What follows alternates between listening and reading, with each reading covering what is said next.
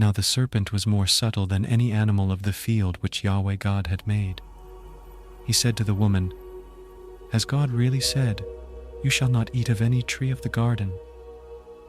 The woman said to the serpent, "Of the fruit of the trees of the garden we may eat, but of the fruit of the tree which is in the middle of the garden, God has said, 'You shall not eat of it, neither shall you touch it, lest you die.'"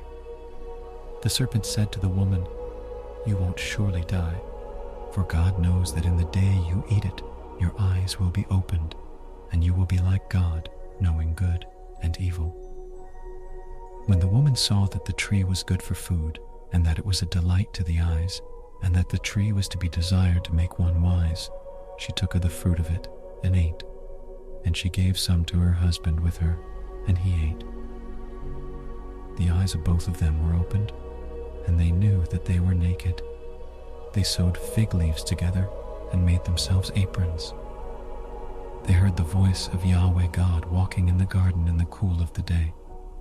And the man and his wife hid themselves from the presence of Yahweh God among the trees of the garden. Yahweh God called to the man and said to him, "Where are you?" The man said, "I heard your voice in the garden, and I was afraid because I was naked and I hid myself." God said, "Who told you that you were naked? Have you eaten from the tree that I commanded you not to eat from?" The man said, "The woman whom you gave to be with me, she gave me of the tree, and I ate." Yahweh God said to the woman, "What is this you have done?" The woman said, "The serpent deceived me, and I ate." Yahweh God said to the serpent, "Because you have done this, cursed are you above all livestock, and above every animal of the field. On your belly shall you go, and you shall eat dust all the days of your life. I will put enmity between you and the woman, and between your offspring and her offspring. He will bruise your head, and you will bruise his heel." To the woman he said, "I will greatly multiply your pain in childbirth. In pain you will bring forth children. Your desire will be for your husband, and he will rule over you."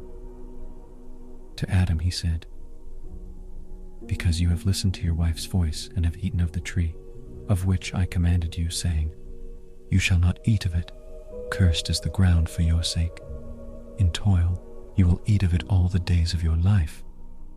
Thorns also and thistles will it bring forth to you, and you will eat the herb of the field. By the sweat of your face will you eat bread until you return to the ground, for out of it you were taken. For you are dust, and to dust you shall return." The man called his wife Eve, because she was the mother of all living. Yahweh God made coats of skins for Adam and for his wife, and clothed them. Yahweh God said, "Behold, the man has become like one of us, knowing good and evil. Now lest he put forth his hand, and also take of the tree of life and eat, and live forever."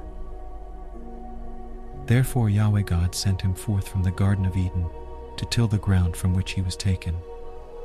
So he drove out the man, and he placed cherubs at the east of the Garden of Eden, and the flame of a sword which turned every way to guard the way to the tree of life,